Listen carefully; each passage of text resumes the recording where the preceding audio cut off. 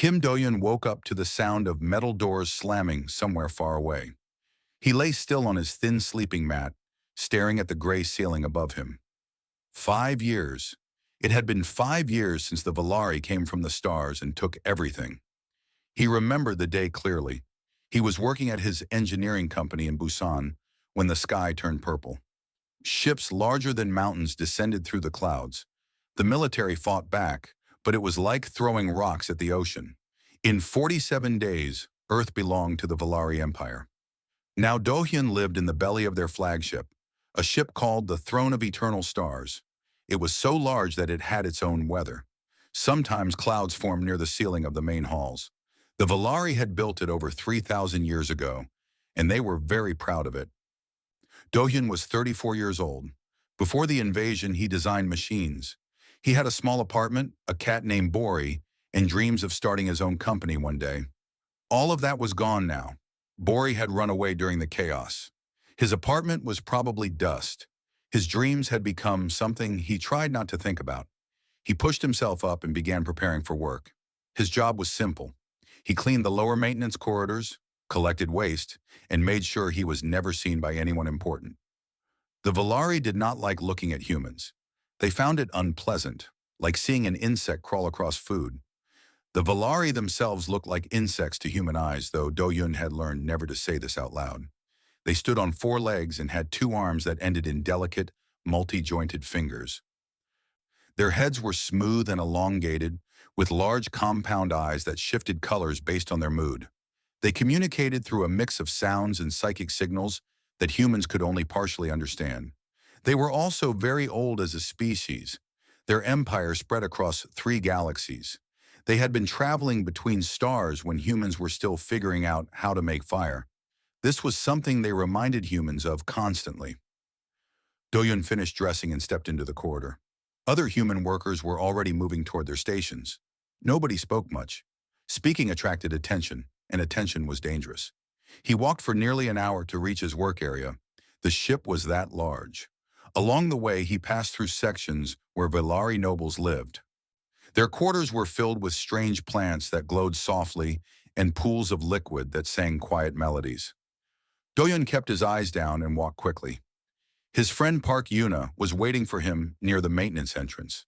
She was 28, with short black hair that she cut herself using a piece of sharp metal. She worked in the food preparation halls, turning alien ingredients into something that humans could eat without getting sick. "You look tired," she said quietly. "I am always tired," Do-hyun replied. They walked together for a few minutes before separating to their different work areas. This was their routine. These small moments of companionship were all they had. Do-hyun spent the morning doing his regular duties. He cleaned floors that were already clean because the Valari hated even the smallest speck of dirt. He collected waste containers and carried them to the recycling centers. He fixed his eyes on the ground whenever a Valari walked past. But in the afternoon, when his supervisors were distracted, he did something else. There was an abandoned section of the ship far from the main areas. Long ago, it had been a workshop for some kind of engineering project. The Valari had forgotten about it, but Do-hyun had found it 2 years ago, and it had become his secret place. He checked carefully to make sure nobody was watching, then slipped through a damaged wall panel. Inside, the air was stale but breathable. Old machines sat covered in dust. Strange tools hung from the walls. And in the corner, hidden under a pile of broken equipment, was Do-hyun's collection: data pads, schematics, technical manuals. All of it stolen piece by piece over 2 years. All of it written in the Valari language, which Do-hyun had slowly taught himself to read. He sat down and picked up where he had left off the night before. He was studying their engine designs. The technology was incredible. The Valari used something called quantum lattice frameworks to channel energy in ways that human scientists had never imagined. Their ships did not just travel through space, they bent it. Do-hyun did not understand everything. Much of it was beyond him, but he understood more than any other human on this ship, and that knowledge had become his reason for living. He stayed for 2 hours reading and making notes in his mind. He could not write anything down. That would be evidence. Everything had to stay in his head. When he finally left, the artificial lights in the corridor were dimming to simulate evening. He returned to the human quarters and found Yuna waiting with a small portion of food she had saved for him. "You went to that place again," she said. It was not a question. "Yes. They will kill you if they find out." Do-yun took the food and ate slowly. It tasted like nothing, but it would keep him alive. "They will kill us eventually anyway. At least this way, I am still myself." Yuna shook her head. She did not understand his need to learn. For her, survival meant keeping quiet and invisible. For Do-hyun, survival meant keeping his mind alive. "The Velari think we are animals," he said quietly. "They think we have nothing valuable inside our heads. They use us for cleaning and caring because that is all they believe we can do. But they are wrong, Yuna. They are wrong about us. Even if they are wrong, what does it matter? We cannot fight them. We cannot escape. We are trapped here forever." Do-hyun looked at her. In the dim light, she looked older than her years. They all did. The invasion had aged everyone. "I do not know if it matters," he admitted, "but when I understand their machines, even a little bit, I feel like a person again. Not a slave, not an animal. A person with a mind that can think and learn and create. They cannot take that from me unless I let them."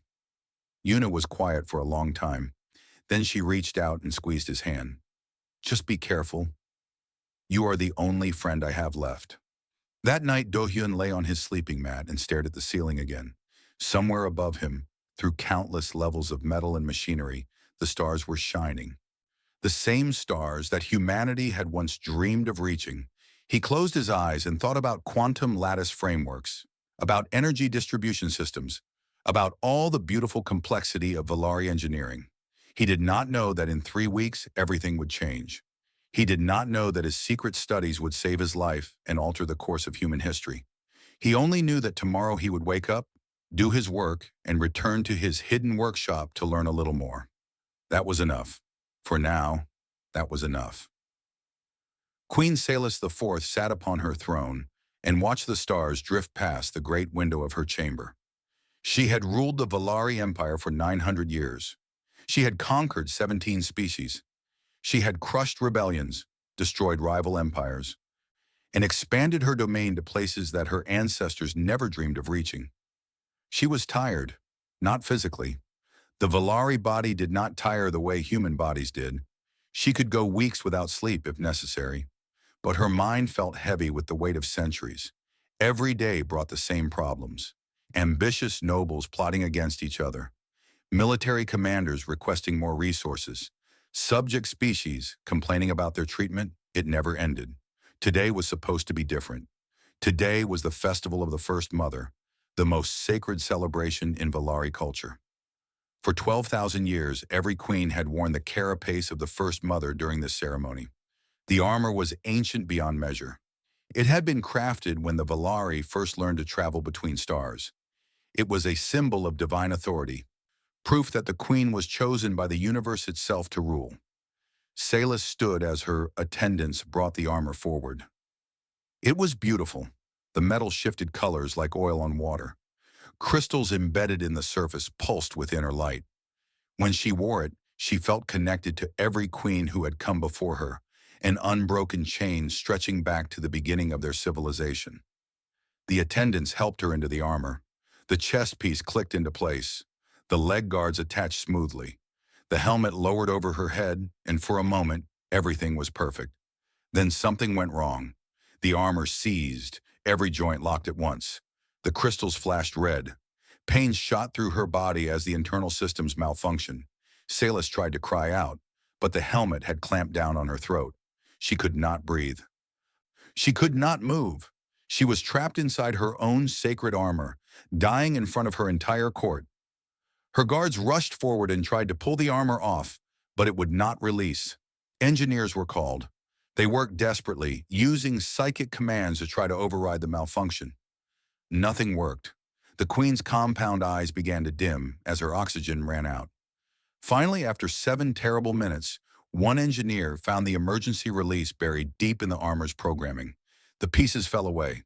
Salis collapsed to the floor, gasping for air, her body covered in burns where the armor had overheated. The festival was canceled. The queen was taken to her private chambers to recover, and every engineer who had witnessed the failure was ordered to fix the armor immediately, under threat of death. Commander Velix stood outside the engineering workshop, listening to the chaos inside. He was the Queen's senior military advisor, a decorated warrior who had fought in 30 campaigns. He was also a traditionalist who believed deeply in the old ways. The Villari were superior beings. Their psychic powers made them gods compared to other species. This was the natural order of things. He found the armor's failure deeply disturbing, not because he cared about the Queen's safety, he cared about what it meant. The armor was sacred, it should not break. Its failure suggested that something was fundamentally wrong with the universe. Inside the workshop, the chief engineer, a female named Torix, was nearly in despair. She had studied the armor for 30 cycles now. She had scanned every component with the most advanced psychic sensors available. She had consulted ancient texts and contacted experts across the empire. Nothing helped. The quantum lattice framework has degraded, she reported to Commander Velix. The internal structure has developed fractures at the molecular level. Our scanning methods cannot even properly see the damage because it exists partially outside normal space. The original construction techniques have been lost for over 10,000 years. We cannot repair what we cannot understand. Velix's compound eyes darkened with anger. Then learn to understand it. Commander, I have tried. We have all tried. The first mother who created this armor was a genius beyond anything our civilization has produced since. She combined technologies that we can barely comprehend, let alone recreate. It would take centuries of research to develop the knowledge necessary to fix this. We do not have centuries. We have days. The Queen has given us until the next lunar alignment. If the armor is not repaired by then, we will all be executed. Torix lowered her head. Then we will all die, because this task is impossible. Velix turned and walked away. His mind was racing. He was not ready to die. He had plans, ambitions. He had spent years positioning himself for greater power, and he would not let everything collapse because of a broken piece of ancient metal. There had to be another way. That night, he called a secret meeting with two of his most trusted subordinates. They discussed options. They could try to deceive the Queen with a replica, but her psychic senses would detect the fraud immediately. They could claim sabotage and blame political rivals, but that would require proof they did not have. They could attempt a coup, but the timing was wrong, and they were not ready. One of his subordinates, a young officer named Harris, made a suggestion that Velix immediately rejected. The humans, Harris said, they have a strange way of thinking about physical objects.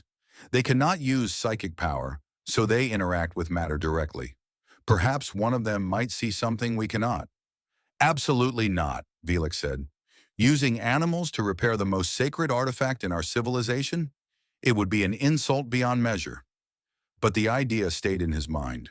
It crawled through his thoughts like an unwelcome guest.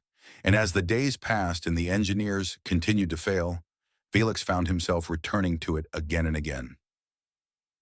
Using a human was disgusting. It was degrading. It went against everything he believed. But it was also the only idea that offered any hope. On the 28th cycle, with only 2 days remaining before the deadline, Velix went to the Queen. He knelt before her and made his suggestion, his voice filled with shame. To his surprise, she did not reject it immediately. "You believe an animal might succeed where our greatest minds have failed?" she asked. "I do not believe it, Your Majesty, but I have nothing else to offer. If you wish, I will accept execution now for even suggesting such a thing." Queen Salus was quiet for a long time. She had ruled for 900 years. She had survived because she was willing to do whatever was necessary, even when it went against tradition. "Find me a human," she said finally. "The most skilled with physical mechanisms that exists on this ship. Tell no one else. If this works, we will decide what story to tell. If it fails, we will proceed with the executions as planned." Velix bowed and left to carry out her orders. He felt dirty. He felt ashamed. But he also felt something he had not felt in days. Hope. The guards came for Do-hyun in the middle of the night. He was deep in sleep, dreaming about his grandmother's house in the countryside, when rough hands grabbed him and pulled him from his mat. Before he could speak or understand what was happening, a bag was placed over his head. He was carried for what felt like hours. through corridors, up elevators, across walkways. He heard the sounds of the ship changing around him. The hum of the lower levels gave way to the quiet elegance of the upper sections. Wherever they were taking him, it was far from the human quarters. Finally, he was set down on a hard floor. The bag was removed. Doyun blinked in the bright light and found himself in a workshop unlike anything he had ever seen. The walls were white and perfectly smooth. Tools hung in organized rows, each one gleaming with careful maintenance. Display screens showed diagrams and data that Do-hyun could partially understand from his secret studies. In the center of the room, on a raised platform, sat something that made his breath stop. The armor was the most beautiful thing he had ever seen. Even damaged, even dark and silent, it radiated a kind of presence. The metal seemed to flow like liquid frozen in time. The crystals embedded in its surface still held faint traces of light, like dying stars. Commander Velix stepped into view. His compound eyes studied Do-hyun with open disgust. "You are the one they call skilled with physical systems?" Do-hyun tried to find his voice. "I do not know what you mean, sir. I am only a cleaning worker." "Do not lie to me, animal. We have been watching you. We know about your secret workshop. We know about the materials you have stolen and studied. Under normal circumstances, you would be executed for these crimes. But circumstances are not normal." Velix gestured toward the armor. "This is the carapace of the First Mother. It is 12,000 years old. It is the most sacred artifact in our empire. And it is broken. Our engineers cannot fix it. You have 10 cycles. If you succeed, you will be rewarded. If you fail, every human in your work block will be thrown into space. Do you understand?" Do-hyun understood. He understood that he was going to die, and that his death would take hundreds of innocent people with him. He understood that he was being asked to do something that the most brilliant minds in the Valari Empire could not accomplish. He understood that he had no choice. "I understand," he said quietly. Velix turned and walked toward the door. "You will be given basic tools and materials. Food and water will be provided. Do not attempt to leave this room. Do not attempt to contact anyone. Work." Then he was gone, and Do-hyun was alone with the impossible task. For the first hour, he simply looked at the armor. He walked around it slowly, studying every surface, every joint, every crystal. He did not touch it. He was afraid to touch it. This was something sacred, something ancient beyond his comprehension. What right did he have to even be in the same room with it? But then he remembered the people in his work block. Yuna was there. Old man Tae-woo, who told stories about the world before the invasion. Young Jimin, who was only 15 and still believed that rescue would come someday. They would all die if he failed. Do-hyun took a deep breath and placed his hands on the armor. The metal was cold. Not just cool, but cold in a way that seemed to pull heat from his body. He could feel something inside it, a kind of sleeping energy that stirred slightly at his touch. The Valari engineering texts he had studied talked about quantum lattice frameworks, about energy structures that existed partially outside normal space. He had thought he understood what that meant. Now he realized he had understood nothing. He began his examination properly. He used the tools available to run basic diagnostics. He studied the readouts on the display screens. He compared what he saw with what he remembered from his stolen studies. The Valari engineers were right. The quantum lattice framework was damaged. Their psychic scans showed corrupted energy patterns deep inside the armor structure. The damage existed in places that physical tools could not reach. It was like trying to repair a thought. But as Do-hyun studied the data, something bothered him. The energy corruption was real, but it seemed like a symptom, not a cause. Energy did not just corrupt itself. Something had to trigger the failure. Something had to create the initial damage that allowed the corruption to spread. He began looking for physical causes. The Valari did not think this way. Their entire engineering philosophy was based on psychic manipulation of matter. They built things by willing them into existence, by using mental power to arrange atoms and molecules. Physical tools were primitive to them. Physical examination was beneath them. Do-hyun had no psychic power. All he had were his hands, his eyes, and his stubborn human mind. He spent 3 days examining the armor's physical structure. He looked at joints and connections. He studied stress points and load-bearing elements. He measured tolerances and alignments with whatever tools he could find or create from available materials. On the fourth day, he found it. There was a support strut inside the chest piece hidden behind layers of quantum-enhanced metal. It was a physical component made of ordinary material, designed to bear weight and distribute force, and it had a crack. The crack was tiny, perhaps 1 millimeter long. It was invisible to psychic scans because it existed entirely in normal physical space. But over 12,000 years, that tiny crack had grown. It had shifted the chest piece's alignment by fractions of a degree. That shift had stressed the quantum lattice framework. That stress had caused the energy corruption. That corruption had caused the malfunction that nearly killed the Queen. The entire problem, the impossible problem that the greatest minds in the Empire could not solve, came down to a cracked piece of metal. Do-Yun laughed. He sat on the floor of the workshop and laughed until tears ran down his face.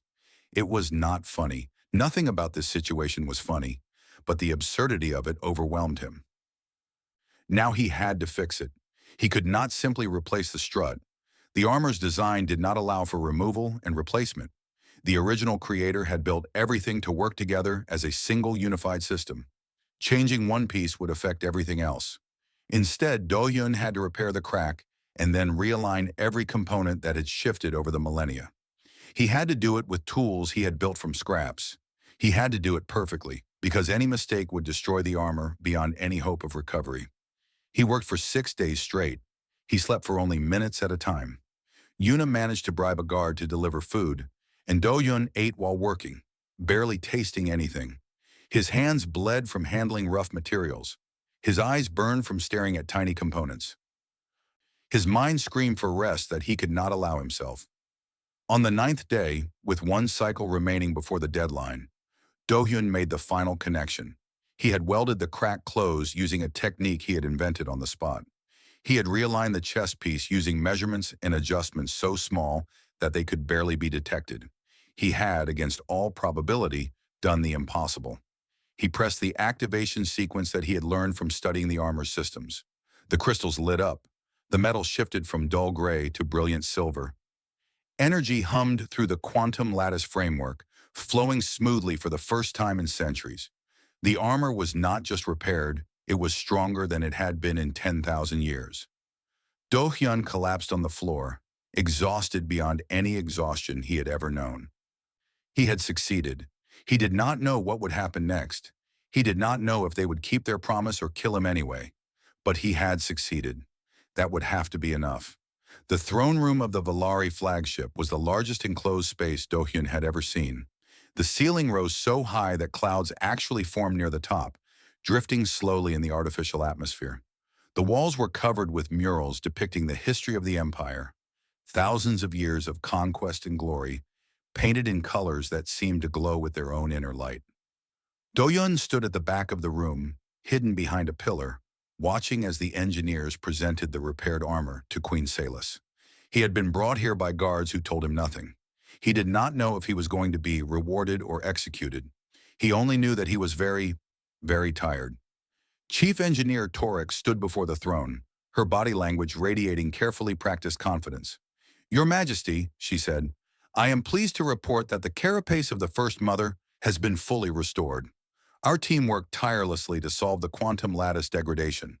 Through advanced psychic resonance techniques and innovative energy manipulation, we were able to repair the damage and strengthen the overall structure." The Queen said nothing. She rose from her throne and descended the steps toward the armor, which had been placed on a display stand in the center of the room.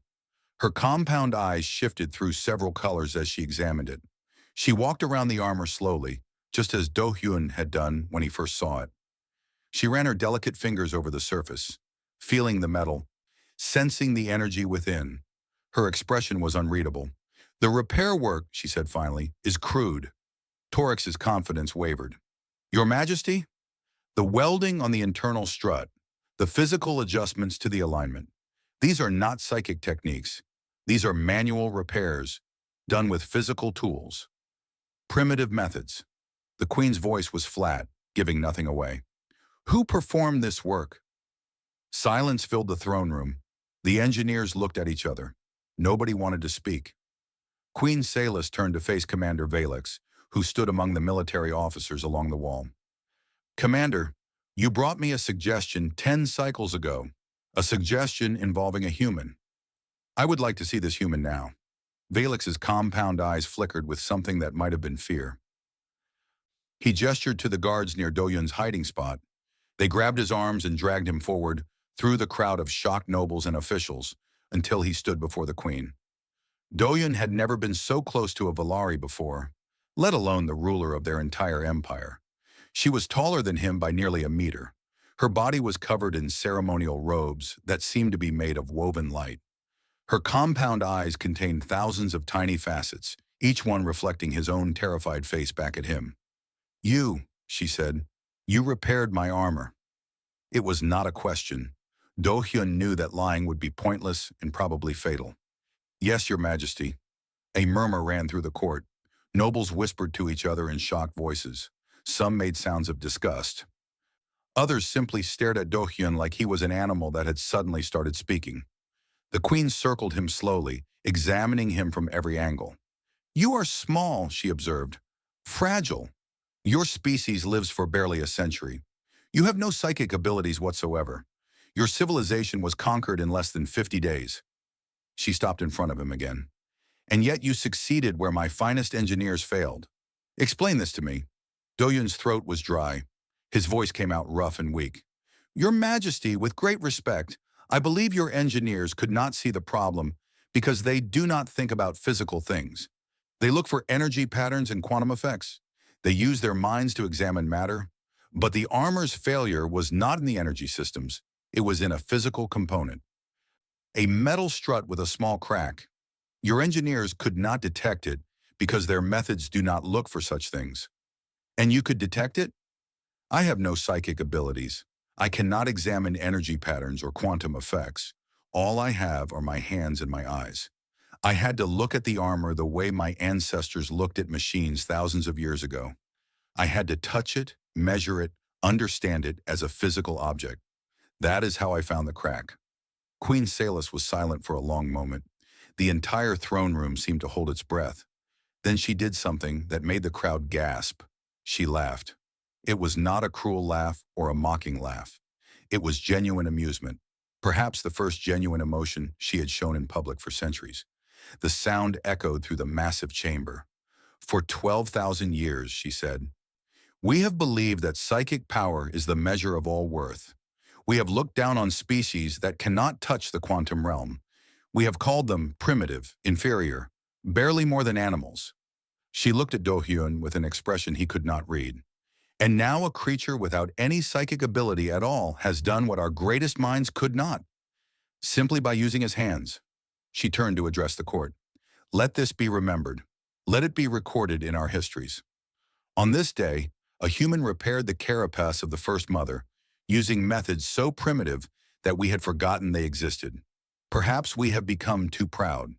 Perhaps we have forgotten that the universe is made of matter as well as energy. She returned her attention to Do-hyun. What is your name, human? Kim Do-hyun. Your Majesty. Kim Do-hyun. She pronounced it carefully as if testing the sounds. You have done me a great service. You have also presented me with a problem. What am I to do with you now?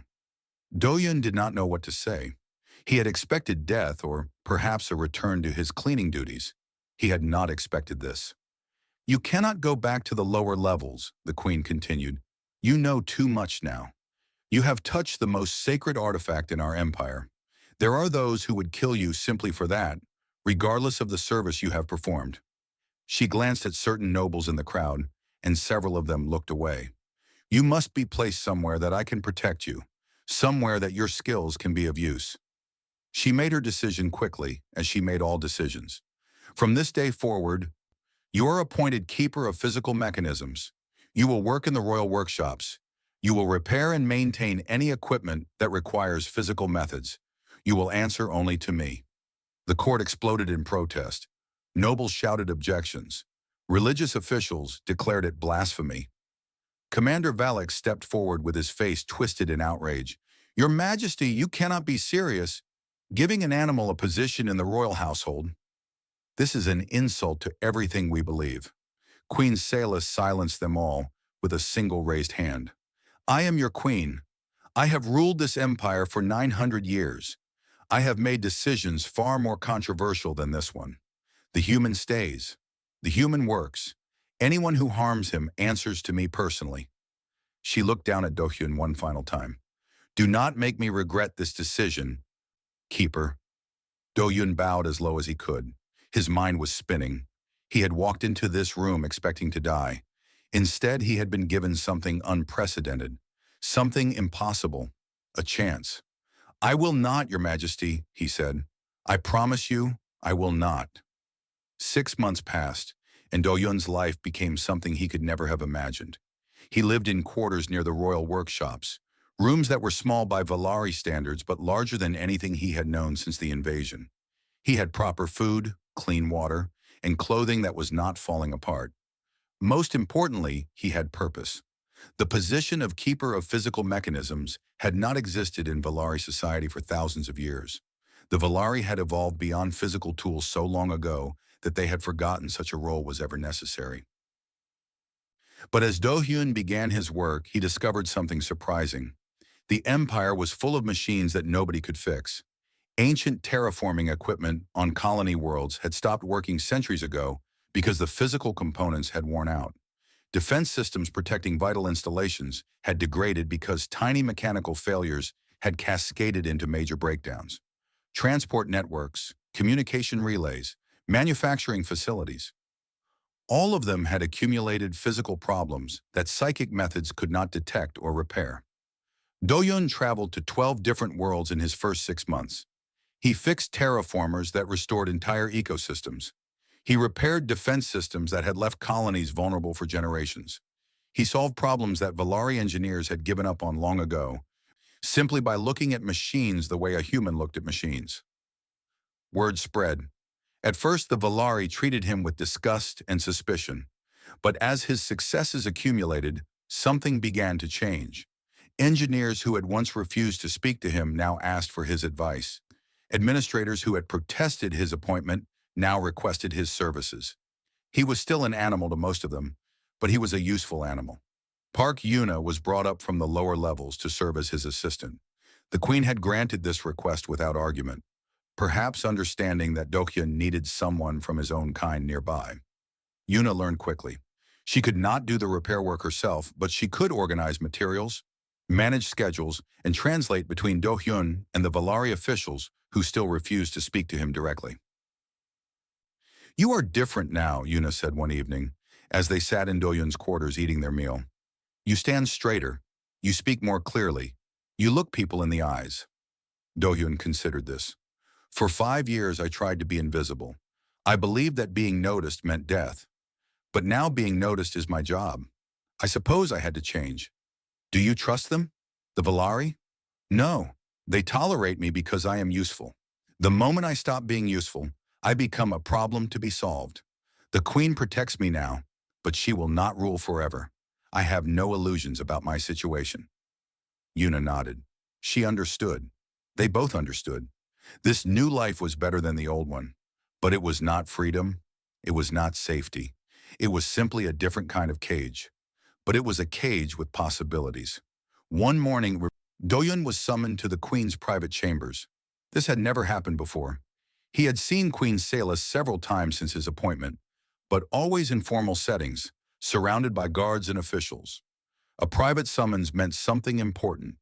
He found her standing before a large window, looking out at the stars. Without turning around, she spoke. Someone tried to kill me last night. Do-hyun felt his blood run cold. Your Majesty? An assassin entered my sleeping chamber. He was killed by my guards before he could reach me, but the attempt was made. She finally turned to face him. The investigation has revealed that my personal defense system failed to detect the intruder. The failure was caused by a mechanical malfunction in the sensor array, a physical problem. Do-hyun understood immediately. You want me to examine the system. I want you to fix it, and I want you to tell me if this malfunction was an accident or sabotage. He spent 3 days examining the defense system. It was incredibly complex, using technologies that made his head hurt just to look at. But underneath all the quantum effects and psychic interfaces, there were physical components, sensors, relays, power distribution nodes. These were the parts that had failed. What he found disturbed him deeply. The failures were not accidents. Someone had deliberately damaged the physical components in ways that would not show up on psychic scans. Someone with knowledge of human-style engineering. Someone who understood that the Valari could not see physical sabotage. He reported his findings to the Queen in private. She listened without expression. "So there is a conspiracy," she said when he finished. "Someone in my court has learned from your example. They have realized that physical methods can bypass our security, and they have used this knowledge to try to kill me. It appears so, Your Majesty. Can you identify who is responsible?" Doyun hesitated. The sabotage required access to secure areas. It required knowledge of physical engineering principles. It required time and planning. The list of suspects is not long. "Commander Velix." It was not a question. Doyun said nothing, but his silence was answer enough. The Queen was quiet for a long moment. Then she did something unexpected.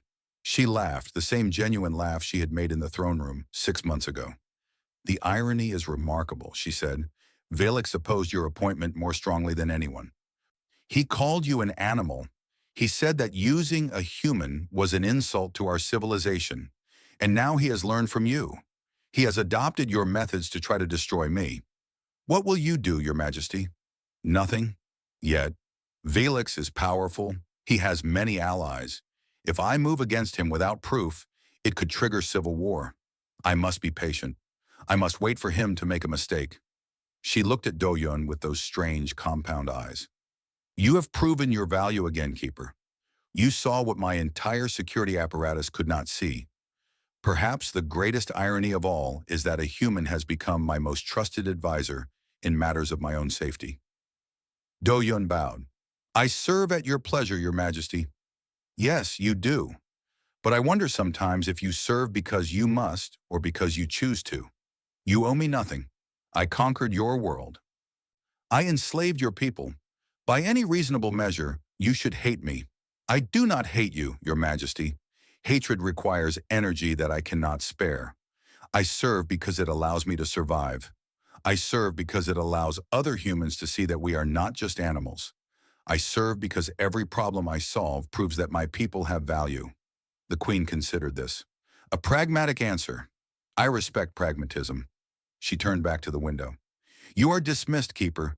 Continue your work. And be careful.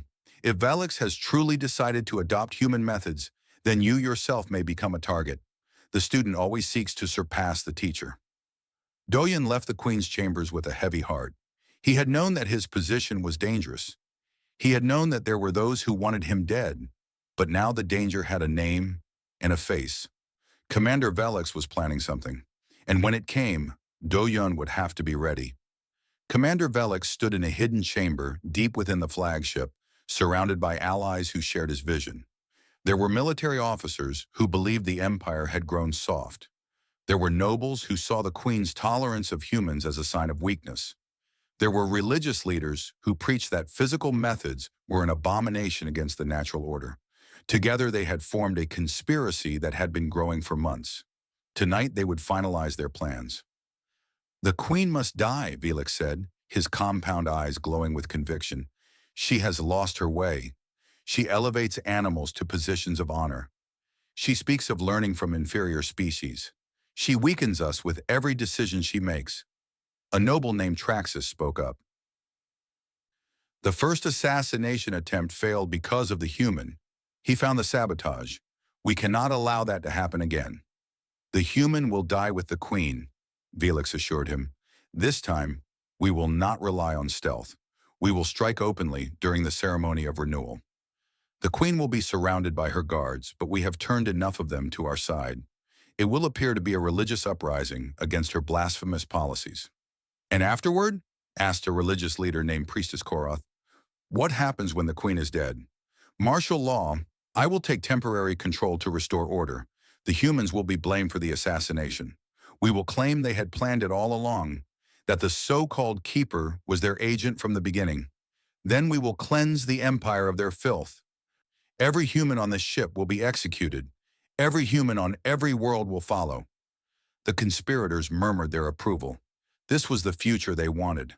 A return to the old ways, a purification of the empire, an end to the embarrassment of tolerating lesser species. None of them knew that their words were being recorded. Do-hyun had discovered the conspiracy by accident. He had been repairing a surveillance system in a supposedly abandoned section of the ship when he noticed that certain channels were still active. Following the signals had led him to the hidden chamber. The conspirators had used physical modifications to hide their meetings from psychic monitoring, never imagining that someone might find them using the same physical methods. He sat in his quarters now, listening to the recording for the third time. His hands were shaking. The scope of what he had discovered was almost too large to comprehend. They were planning genocide, the complete extermination of humanity throughout the empire. Yuna sat across from him, her face pale. What do we do? I do not know. We have to warn the Queen. If I go to her with this, I reveal that I can access classified surveillance systems. They will want to know how I found the recording. They will examine my methods. They will realize that I have been learning things I should not know. So you stay silent and let them kill her? Let them kill all of us? Do-hyun closed his eyes. He thought about the 5 years of slavery. He thought about the friends he had lost. He thought about his grandmother's house in the countryside, which probably did not exist anymore. He thought about everything the Valari had taken from him. He could let them destroy each other. He could stay hidden and watch the Queen fall. Whatever regime replaced her might be worse for humans, or it might be better. There was no way to know. But he thought about Yuna. He thought about Old Man Tae-woo and young Jemin and all the other humans in the lower levels. They would die. The conspirators had made that very clear. Every human would die. He could not allow that. Whatever the cost, he could not allow that. I have to stop them, he said finally.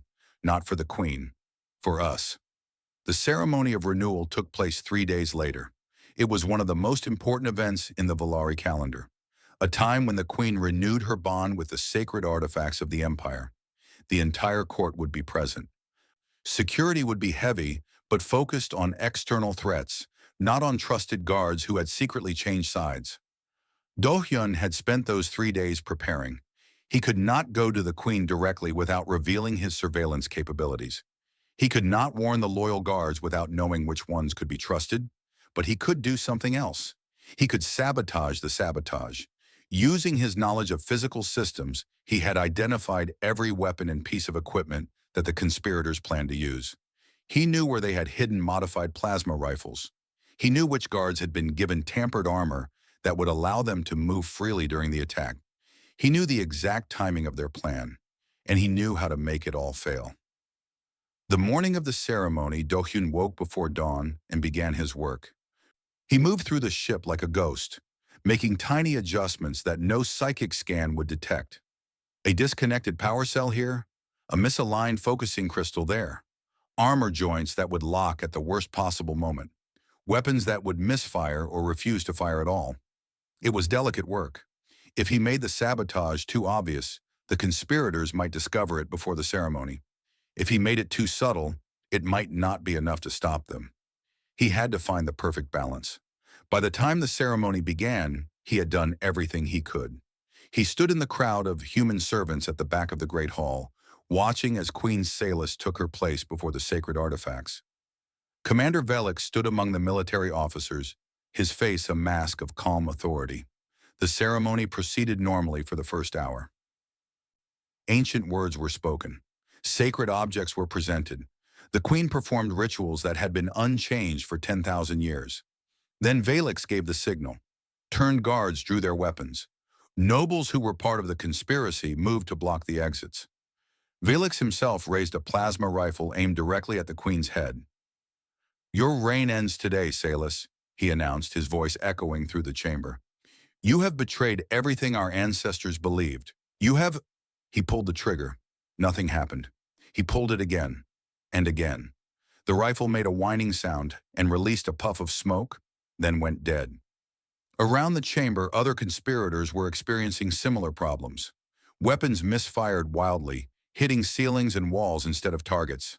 armor locked up, trapping its wearers in rigid metal shells. Equipment failed in ways that seemed random, but were anything but. The loyal guards recovered from their shock and counterattacked. Within minutes, the conspiracy had collapsed into chaos. Commander Velix was surrounded and disarmed. His allies were captured or killed. The assassination attempt had become a complete disaster. Queen Salus stood untouched amid the carnage, her compound eyes scanning the crowd. She did not look surprised. She did not look afraid. She looked like someone who had expected exactly this outcome. Her gaze found Do-hyun at the back of the hall. For a long moment, they simply looked at each other. Then the queen gave the smallest nod of acknowledgement. She knew. She understood what he had done, and she would never forget it. The executions took place at sunset, 3 days after the failed coup. Commander Valix and 47 of his co-conspirators were brought before the court in chains. They had been tried according to ancient Valari law, a process that was thorough but swift. The verdict was never in doubt. Do-hyun watched from a balcony reserved for palace staff. He did not enjoy watching death, even the death of enemies, but he understood why he needed to be there. He needed to see it end. Valix was the last to die. Before his execution, he was allowed to speak final words, as was tradition. He looked out at the assembled court with hatred burning in his compound eyes. "You think this is victory," he said, his voice strong despite his chains. "You think killing me ends this. But I am not the disease. I am only a symptom. The true sickness is the weakness that has infected our empire. The willingness to learn from animals. The belief that creatures without psychic power have anything to teach us." He turned his gaze toward the queen. "History will remember you as the ruler who destroyed the Valari by trying to save them." Queen Salus showed no reaction. She simply nodded to the executioner. After it was done, the court dispersed in silence. Do-hyun remained on his balcony, watching the stars appear one by one in the darkening sky. He felt empty. He had helped save the empire that had enslaved his people. He had protected the queen who had conquered his world. He did not know how to feel about any of it. Yuna found him there an hour later. She stood beside him without speaking, her presence a comfort that required no words. "Do you think he was right?" Do-hyun asked finally. "Velix, do you think learning from humans will destroy them?" "I do not know," Yuna admitted, "but I know that refusing to learn would have destroyed us. The conspiracy would have succeeded. We would all be dead. So we saved ourselves by saving them." "Yes. Is that wrong?" Do-hyun thought about it for a long time. "No," he said finally. "I do not think it is wrong. I think it is simply complicated. The universe does not give us simple choices." The next morning, Queen Salus summoned Do-hyun to the throne room. This time, it was not a private meeting. The entire court was present. Human servants lined the walls alongside Valari nobles, an arrangement that would have been unthinkable a year ago. The queen spoke in a voice that carried to every corner of the massive chamber. "The conspiracy of Commander Valix has been destroyed. But the questions it raised remain. For 12,000 years, we have measured worth by psychic power alone. We have called species without this power inferior. We have treated them as animals, as tools, as objects to be used and discarded." She paused, letting her words sink in. "The human called Kim Do-hyun has proven this view to be incomplete. He repaired the carapace of the first mother when our greatest minds could not. He uncovered a conspiracy that our entire intelligence apparatus missed. He saved my life and the lives of everyone in this court using methods that we had forgotten existed." Murmurs ran through the crowd. Some were angry, some were thoughtful. A few, Do-hyun noticed with surprise, seemed almost approving. "I do not say this to elevate humans above Valari. I do not say it to suggest that psychic power is unimportant. I say it to acknowledge a simple truth that we have denied for too long. The universe is vast. Intelligence takes many forms. We limit ourselves when we refuse to learn from those who think differently than we do." She gestured, and attendants brought forward a document sealed with the royal mark. "I hereby establish the Institute of Physical Sciences. It will be staffed by human engineers working alongside Valari researchers. Its purpose will be to recover and develop the physical methods that we have allowed to fade from our civilization. Kim Do-hyun will serve as its first director." The court erupted. Some nobles shouted protests. Others demanded clarification. A few simply walked out in disgust, but many remained, watching and listening, their compound eyes reflecting colors that Do-hyun had never seen before. The queen silenced them with a raised hand. I also grant limited rights to humans throughout the empire. They are not citizens. They are not equals. But they are no longer animals. They may own property. They may learn trades. They may, with proper authorization, hold positions of responsibility. These rights can be expanded or revoked based on behavior. But they begin today. She looked at Do-hyun. Come forward, director. Do-hyun walked through the crowd on legs that felt unsteady. He climbed the steps to the throne and stood beside the queen, facing the assembly. He saw hostility in many faces, but he also saw something else. Curiosity, interest, perhaps even hope. You have served well, the queen said quietly, so only he could hear. Better than I had any right to expect. I do not free your people today. I cannot. The empire is not ready, but I have opened a door. What you do with it is up to you. Thank you, your majesty, Do-hyun replied. My grandmother used to say that you cannot build a house in a day, but you can lay the first stone. The queen considered this. A crude metaphor, physical, primitive. Yes, your majesty. I find I do not hate it. The ceremony concluded with formal pronouncements and ritual gestures that Do-hyun barely registered. His mind was already racing ahead to the future. There would be challenges, enemies, setbacks. The road from slavery to freedom would be long and difficult. But for the first time since the invasion, the road existed at all. That evening, Do-hyun walked through the corridors of the flagship with Yuna at his side. They passed human workers who no longer hid their faces. They passed Valari nobles who no longer looked at them with open disgust.